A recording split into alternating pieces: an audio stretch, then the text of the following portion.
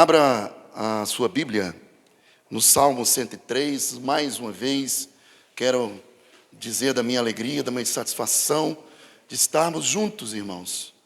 E de poder estar com os irmãos, não somente eu, mas a minha casa, minha esposa, minha filha estão aí, graças a Deus. É uma bênção estarmos juntos e podermos render graças e louvores ao nome do Senhor. Agradecer aí, irmão Marcelo, que nos deu essa responsabilidade de ministrar a palavra, de poder estarmos compartilhando com os irmãos. Salmo 103, nós estaremos lendo até o verso 8. Diz assim a palavra do Senhor: bendize, ó minha alma, ao Senhor, e tudo que há em mim, bendiga o seu santo nome. Bendize, ó minha alma, ao Senhor, e não te esqueças de nenhum só dos seus benefícios. Ele é quem perdoa todas as tuas iniquidades, quem sara todas as tuas enfermidades, quem da cova redime a tua vida e te coroa de graça e misericórdia. Quem farta de bens a tua velhice, de sorte que a tua mocidade se renova como a da águia. O Senhor faz justiça e julga todos os oprimidos.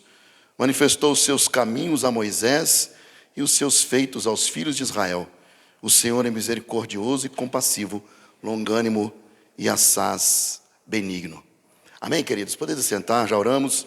Irmãos, eu gostaria de estar ministrando, de estar compartilhando com os irmãos sobre o tema adoração, que é o que nós fizemos aqui desde o início do culto, Adoração como fruto de um novo coração. Adoração como fruto de um novo coração. No último sábado, o presbítero Wesley esteve lá e nos abençoou com uma palavra maravilhosa. Fomos edificados, irmãos. E o que nos leva a pensar, inclusive conversando com a Leila sobre isso, a respeito da temporalidade da nossa vida, da limitação e da fragilidade que nós temos. Irmãos, nós fomos chamados para adorar ao Senhor de maneira ininterrupta. Inclusive, a Bíblia diz sobre isso. A Confissão de Fé de Westminster, ela vai falar que, respondendo essa pergunta, para que o homem foi feito? E não somente a confissão, mas a palavra de Deus, em primeiro lugar, nos fala sobre isso. Para que o homem foi feito? Para o louvor da glória de Deus. Então, o meu desejo, a minha oração, é para que você se permita, se é que eu posso usar esse termo, se permita ser usado por Deus como um instrumento de louvor e de adoração. Esse texto que lemos, meus irmãos, é uma poesia. Inclusive todo o salmo, ele é uma poesia de louvor, um cântico. É uma poesia que foi dirigida a Deus. E desde o início até o final, Davi se dirige a Deus dessa forma: bendize, ó minha alma, ao Senhor, e tudo que há em mim, bendiga o seu santo nome. Charles Spurgeon, ele vai considerar Davi como autor desse salmo, mas nós não entendemos que Davi é o autor desse salmo porque Charles Spurgeon está dizendo que é. Mas ele vai dizer que, como autor desse salmo, Davi, ele escreve esse salmo e ele se desafia a dizer que Davi vai escrever esse salmo no auge da sua maturidade. No momento em que ele já havia acumulado sobre si experiências, não somente como homem, mas também como governante, como administrador e gestor de uma nação. E por mais experiências que Davi tenha acumulado, Deus sempre o surpreendeu. Muitos aí fora dizem que Davi surpreendia a Deus, Quem é o homem para surpreender a Deus? Se o homem algum dia conseguir surpreender Deus, ele não é Deus. Que é o que a irmã Lloyd acabou de falar aqui na frente, Ele vai continuar sendo Deus. Mesmo que nós venhamos, por algum motivo da nossa vida, nos abalarmos na nossa fé, Deus continuará sendo Deus. E eu glorifico a Deus porque mesmo Deus sendo esse Deus majestoso, poderoso, Criador de todas as coisas, se nós formos parar aqui para compreender a magnitude atitude e a maneira com que Deus criou todas as coisas, irmãos, nós vamos ficar aqui a noite toda, virar o dia seguinte, vai chegar o final do ano e nós não conseguimos exaurir a maneira com que Deus criou todas as coisas, a potência de Deus na criação de todas as coisas. Quando um cientista espacial, ele se assenta numa prancheta, e eu estou dizendo aqui acerca daquilo que se fazia antigamente, porque hoje não existe mais a prancheta de Arquimedes, né, César? Mas sim o computador, a calculadora, para se calcular qual é a distância que um satélite artificial precisa ficar da Terra para que ele não seja sugado de volta pela atmosfera. Essa inteligência foi Deus que deu para o homem. Porque 1 milímetro afastado da Terra, ou próximo da Terra, a Lua, que é o satélite natural criado por Deus, provocaria um cataclisma terrível no planeta em que nós estamos. Deus é Deus. Ele é poderoso. E é a este Deus que Davi adora, reconhecendo a sua grandeza, o seu poder. Apesar do título que o Salmo ele tem aqui, está aí falando a respeito da misericórdia de Deus, o historiador ele não vai saber dizer em que momento Davi estava vivendo quando escreveu esse Salmo. Mas ele costuma arriscar dizer que Davi, ele vai escrever esse salmo logo após Deus tê-lo perdoado do pecado que ele cometeu. O pecado que todos nós conhecemos. E que muitas vezes nós achamos que esse é o único pecado que Davi cometeu, né? Que foi o pecado mais escabroso que Davi cometeu, mas foi o pecado que mais marcou as páginas da Bíblia. Porque Davi não é um homem segundo o coração de Deus porque ele agradou Deus, não. Davi é um homem segundo o coração de Deus porque Deus o escolheu para ser rei de Israel. É Deus quem tirou Davi de trás das ovelhas pejadas e fez dele rei de sua nação. Foi Deus que disse para Samuel: olha, Samuel, você está vendo o exterior, mas eu vejo o coração. Não é Eliabe, esse homem lindo, né?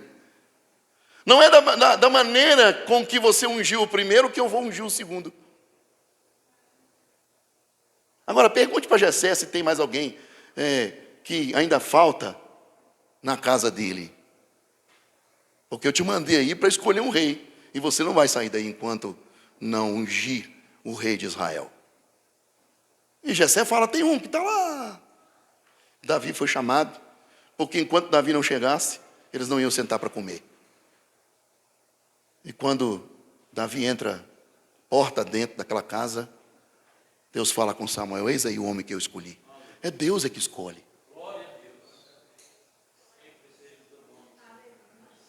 E mesmo tendo sido escolhido por Deus, Davi, nos seus momentos de relaxamento, nos seus momentos de falta de vigilância, em que ele deveria estar nas batalhas, ele estava em casa. E ele vê lá uma senhora chamada Batseba, uma moça, uma jovem senhora, casada, inclusive com um servo nobre. E Davi enche o seu coração de desejo por aquela mulher. E traz ela para casa, é a história que nós conhecemos. Inclusive, no domingo passado, no domingo agora, né? Nós falamos a respeito da seriedade dos pecados de Davi, que inclusive não tinha prescrição na lei de Moisés para o perdão. Davi, ele deveria ter sido executado. Davi deveria ter sido morto. Mas a Bíblia diz que Davi se lançou ao chão com o coração quebrado, porque ele caiu no laço que ele mesmo armou para si. E Deus o perdoa. Deus o restaura.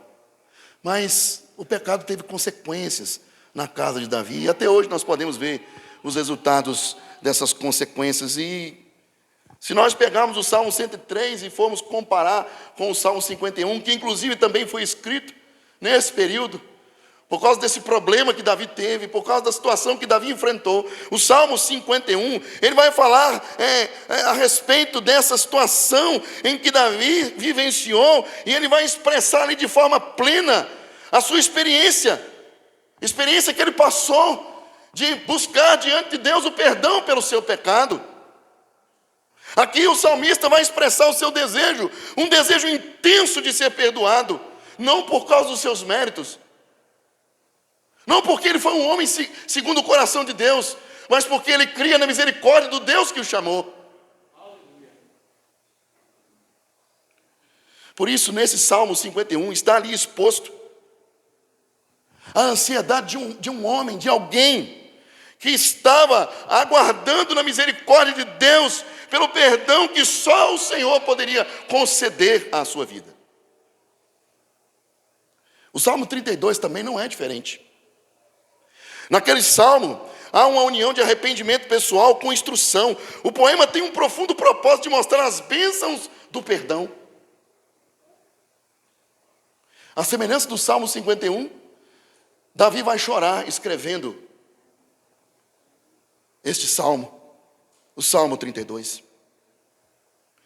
Porque depois de Davi ter confessado o seu perdão, Deus o chama. Você agora precisa parar de andar sozinho. Você precisa andar sobre as minhas vistas. Você precisa da minha presença o tempo todo. Não saia dela. Porque todas as vezes que você sair dela, é isso que vai acontecer com você. A mesma coisa que aconteceu com Adão. A mesma coisa que acontecia conosco quando nós não tínhamos Cristo. E se nós não tomarmos cuidado, quando saímos da presença de Deus, nós caímos, tropeçamos. Precisamos e carecemos de Deus. É necessário que haja no nosso coração o desejo intenso, um anelar inexplicável pela presença de Deus, porque é a presença de Deus que nos sustenta e nos faz ficar de pé. Porque é para isso que fomos criados, como instrumento de louvor e adoração ao Senhor, reconhecendo no Senhor as benesses que somente Ele tem para nos dar. Por isso, há um convite aqui. Davi nos faz um convite para oferecer a Deus o louvor com todo o nosso ser, considerando os atributos de Deus. E ele vai apresentar esses atributos de Deus aqui no Salmo que lemos. Nos versos de 1 a 2, ele vai dizer: bendize, ó minha alma, ao Senhor, e tudo que há em mim, bendiga o seu santo nome. Bendize, ó minha alma, ao Senhor, e não te esqueças de nenhum só de seus benefícios. Ele está convidando a sua alma para adorar ao Senhor a partir de uma lembrança, de um rememorar, de um trazer de volta aquilo que o Senhor fez por nós. Bendizer ao Senhor é lembrar que Ele é fonte de todas as nossas bênçãos. O salmista bendiz ao Senhor com todo o seu ser. Ele deixa claro isso quando ele escreve também o Salmo 146. Ali nos versos 1 e 2, Davi declara: aleluia, louva, ó minha alma, ao Senhor. Louvarei ao Senhor durante a minha vida. Cantarei louvores ao meu Deus enquanto eu viver. Você está vivo? Você está vivo? Você tem um novo coração? Então louve ao Senhor. Adore a Ele em todo tempo, independente das circunstâncias, independente das adversidades. Adore ao Senhor. Reconheça o Senhor em tudo na sua vida. Que possamos reconhecer o Senhor em tudo, seja nas coisas boas e também nas coisas ruins. Porque a Bíblia fala que o Senhor tem propósito para todas as coisas. Aqui, no Salmo 146, o salmista faz uma comparação entre a fidelidade de Deus e a fraqueza humana, quando ele fala a respeito de enquanto eu viver, eu quero louvar ao Senhor. Por isso ele vai incluir aí a temporalidade da vida do homem, nos provando por que a nossa confiança não deve estar no homem, mas somente no Senhor. E sempre lembrarmos do que ele disse Através do profeta Jeremias, no capítulo 17, verso 5, ele vai declarar assim, diz o Senhor: maldito o homem que confia no homem, faz da carne o seu braço e aparta o coração do Senhor.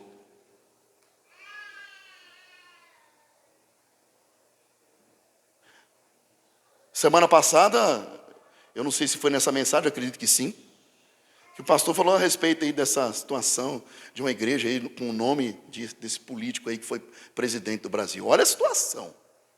Olha a situação em que o ser humano, que inclusive disse que conhece o Senhor, tem a palavra, na verdade não conhece, né? Porque se conhecesse, não faria isso.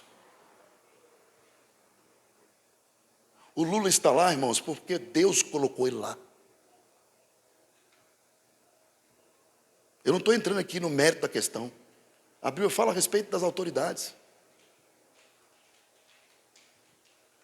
Não é ele, não é ninguém. Pode colocar quem for lá. Mas quem governa é Deus. É só o trono de Deus que é firmado em justiça e juízo. O trono do homem, inclusive está até vazio. Tem ninguém sentado no trono da terra. Mas tem gente sentada lá no trono do céu. Governando. Assentado. Governando todas as coisas. Administrando todas as coisas. Ele é Deus. E Ele merece. Ele merece. Ele não precisa, mas Ele merece o nosso louvor. As chamadas pobres e, como diz o pastor, tolas do TikTok, dizem aí que leia esse salmo porque Deus necessita que você leia. Deus não necessita de nada. Ele é autoexistente, Ele é o Todo-Poderoso. Ele governa sobre todas as coisas. Ele é Deus. Meus irmãos, nós precisamos entender que quando confiamos no homem, a consequência, ela vem. Em Jeremias 17, verso 6, fala que aquele que confia no homem é como plantar o seu coração numa terra árida, numa terra salgada, onde não cresce nada. Quando eu digo plantar o coração, é entregar a sua esperança, de onde não vem nada. Nada.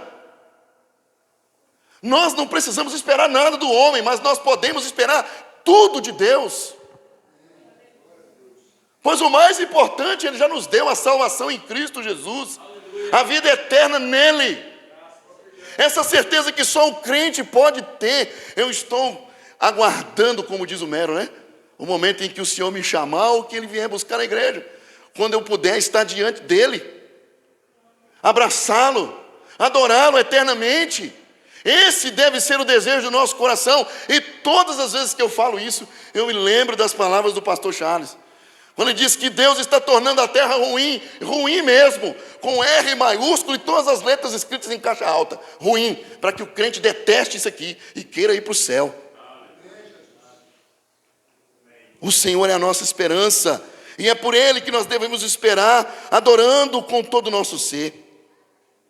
Por isso, quando nós vamos analisar a realidade em que o salmista condiciona a sua alma a louvar ao Senhor, ele vai dizer que ele vai louvar ao Senhor enquanto ele viver. Por isso, ele se entrega por completo a Deus.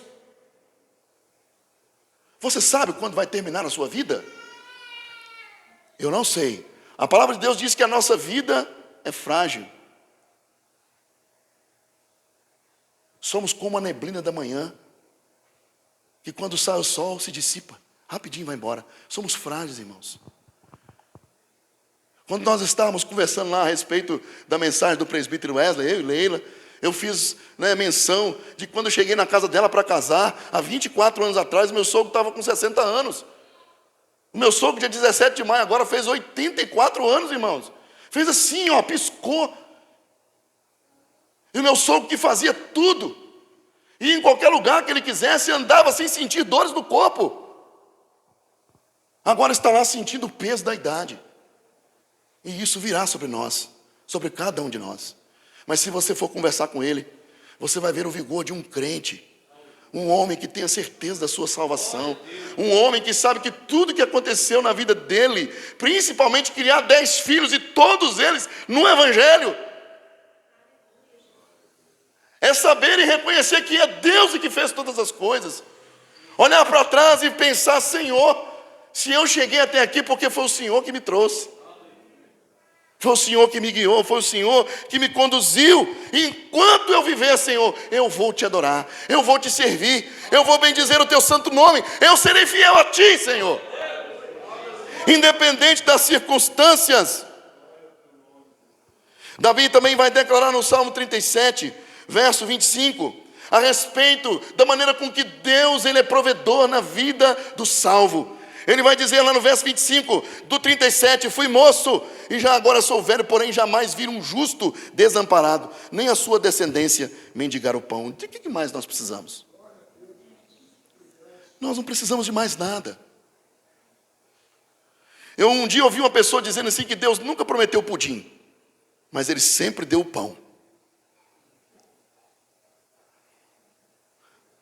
O pudim é para o intervalo. Agora o pão está ali toda hora. E eu te pergunto, quando faltou o pão na sua casa?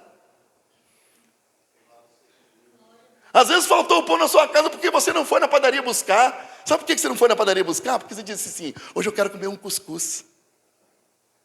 Hoje eu quero comer um ovo mexido. Está vendo? E olha, irmãos, nós estamos falando de coisas supérfluas. Agora, se formos falar da saúde, do vigor, da maneira com que o Senhor tem te sustentado, nos sustentado, Ele é fiel, irmãos. Ele é fiel.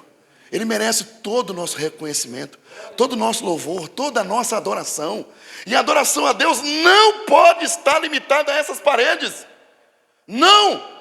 A minha adoração, ela tem que se estender, ela tem que reverberar lá para fora e as pessoas verem que eu sou um salvo em Cristo Jesus.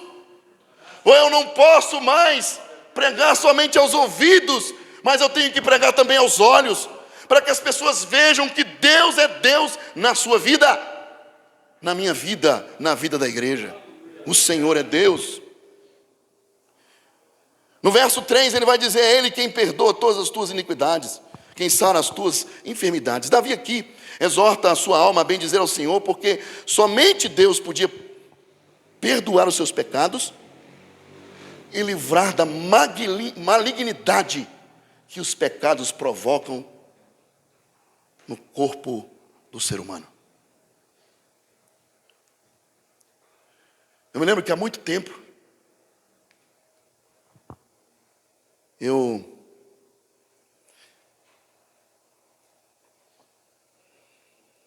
depois de muito tempo, na verdade, eu fui ver uma tia minha que havia se separado de um dos irmãos da minha mãe. E aquela senhora, minha tia, se afastou da presença de Deus. Irmãos, ela, para mim, no meu conceito, ela envelheceu uns 10 anos. Porque ela se entregou a uma vida de pecado. O pecado adoece, irmãos. O pecado mata. O pecado destrói. Mero disse isso aqui. O pecado provoca coisas e males no nosso corpo, que muitas vezes quando a gente vai no médico, entra exame, sai exame, e o médico não consegue descobrir o que tem. E na verdade, quando nos submetemos aos exames, as máquinas dizem que não há nada no seu corpo, no meu corpo. Mas nós não estamos bem, estamos com o corpo doente, e quando vamos ver, nós estamos em pecado diante de Deus. Nós estamos acoitando o pecado ali escondido, aquele pecado de estimação. E a palavra de Deus diz que nós não podemos fazer isso. O pecado envelhece e mata a pessoa. Mas Deus traz vigor, juventude. Deus sustenta. Deus nos leva até onde nós nunca pensamos que o Senhor podia nos levar.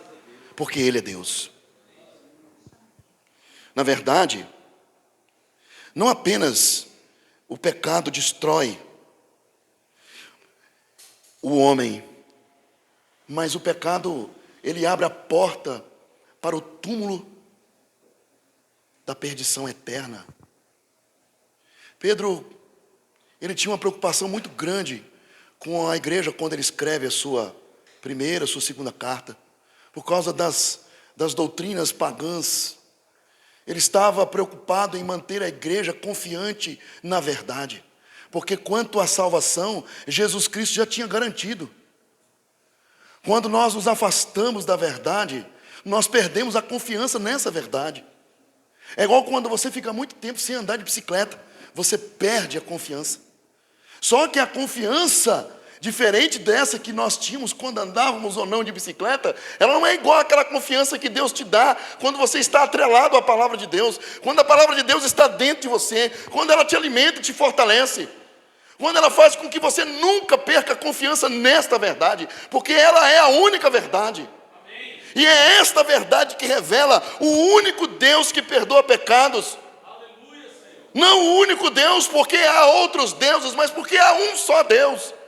E Ele é capaz de perdoar não só um pecado ou dois pecados. Ele pode perdoar todos os nossos pecados. Não apenas os pecados leves, mas também os mais pesados. Até mesmo aqueles que você ainda não pecou. O Senhor é poderoso para te perdoar. Porque Ele garantiu isso através de seu Filho na cruz do Calvário.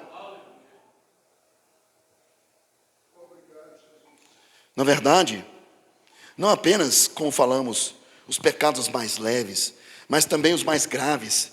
É interessante que a esta altura, Davi, ele não deveria nem estar vivo, meus irmãos, quando nós voltamos para a realidade de Davi. Ele nem deveria estar vivo. A sentença de seus pecados, segundo a lei de Moisés, era a morte. E qual era, meus irmãos, a nossa condição que nós nos encontrávamos antes de Cristo? Nós estávamos condenados, sujeitos à ira de Deus, mas o Senhor nos transportou. Além de nos transportar, Ele nos transformou de escravos do pecado para filhos de Deus, nos tirou das trevas e nos trouxe para o reino do Filho do seu amor. Ah, rapaz, mas que ventinho bom. Irmãos, não tem como. Se nós nos afastarmos de Deus, nós morremos. Se nós nos afastarmos de Deus, é como uma planta que você não rega e ela murcha, seca e cai. Eu tinha falado com o Everton que às vezes os ventinhos nem adianta, né? A tampa da marmita vai continuar suando. E o meu horário foi embora. Meus irmãos, o Senhor chamou você para ser um adorador. E eu quero dizer uma coisa para você. Deus não aceita dividir você com ninguém. Deus não aceita te dividir com ninguém. Ele quer você exclusivamente para Ele. Será que nós seremos capazes de abandonar tudo em favor do Senhor? Tudo. Tudo. Ah, eu tenho um negócio para fazer aqui, mas eu faço depois, eu vou para a igreja. Ah, eu tenho outra coisa para fazer aqui, mas eu faço depois, eu vou para a igreja. Ah, mas eu tenho outro negócio para fazer, eu faço depois, eu vou para a igreja. Quando eu voltar, se der para fazer, eu faço. Porque eu quero priorizar Deus. Como instrumento de louvor exclusivo de Deus, nós precisamos priorizar Deus. E isso é uma realidade não positiva para a igreja. Porque ela não é uma verdade na vida da igreja. Que o Senhor toque no coração da igreja. Que o Senhor toque no seu povo, a fim de que o povo reconheça que Deus deve ser a prioridade na nossa vida. Deus tem que ser a prioridade na nossa vida. Deus tem que ser a prioridade na nossa vida. Deus tem que ser a prioridade. Se Ele não for a prioridade, o resto não serve. Para encerrar, irmãos, eu gostaria de dizer que é muito importante para cada um de nós, quando nós refletimos sobre a grandeza de Deus, sua misericórdia, apreciando a sua posição como Senhor sobre todos e sobre tudo, mas não somente apreciando, Mas vivenciando isso, Deus governa todas as coisas. E Ele cuida dos mínimos detalhes. Olha aí, testemunho da irmã Loide. Quando eu digo mínimos detalhes, irmãos, é porque a gente acha que talvez essas coisas não seriam tão importantes, elas se tornam mais importantes, ou elas passam a ser tão importantes quando nós passamos a vivenciar algo que talvez eu nem vivenciaria. Mas o Senhor enviou alguém, um anjo, com cara de gente para cuidar de você, minha irmã. Um anjo com cara de gente. Deus é poderoso para fazer isso. E é necessário que nós não continuemos somente a ficar vislumbrando, maravilhado. Meu Deus, como Deus é maravilhoso, mas fica só naquilo. Nós precisamos mergulhar nessa realidade e vivenciar essa maravilha que Deus é e adorarmos ao Senhor. Enquanto eu viver, enquanto nós vivermos, enquanto você e eu vivermos, adorarmos ao Senhor, independente das circunstâncias, Deus quer ser adorado por sua igreja. Deus não espera louvor do mundo, Ele nem aceita, mas Ele quer o seu louvor, a sua adoração, o reconhecimento de seus lábios, a alegria do seu coração, de em qualquer momento que Deus te chamar, você parar tudo para adorar ao Senhor. Aqueles momentos que Deus te chama, principalmente agora que está frio, você está debaixo da coberta, e Deus fala com você: Marquinhos, vem cá. Ai, Senhor, nesse frio, né, Marquinhos? Marquinhos, vem cá. Possamos fazer como Samuel. Fala, Senhor, que o teu servo ouve. Filipenses capítulo 2, verso 10, e eu quero encerrar com esse texto. Paulo vai dizer que, repetindo ali, Isaías 45, 23, ele vai dizer: para que ao nome de Jesus se dobre todo o joelho, nos céus e na terra, e debaixo da terra, e que ao nome de Jesus toda língua confesse que Jesus Cristo é Senhor, para a glória de Deus Pai. É isso que Ele espera da sua igreja. Se é que eu posso dizer que Deus espera alguma coisa, por Deus ser um Deus perfeito, o único ser perfeito, será que eu posso dizer que Ele espera alguma coisa? Mas humanamente falando, nós precisamos entender assim, que Deus espera de sua igreja o reconhecimento que tudo vem dEle. E não há nada que façamos que possa surpreender Deus, porque Ele é o maioral, Ele é o Todo-Poderoso, Ele é o Deus de toda misericórdia, de todo louvor e de toda adoração.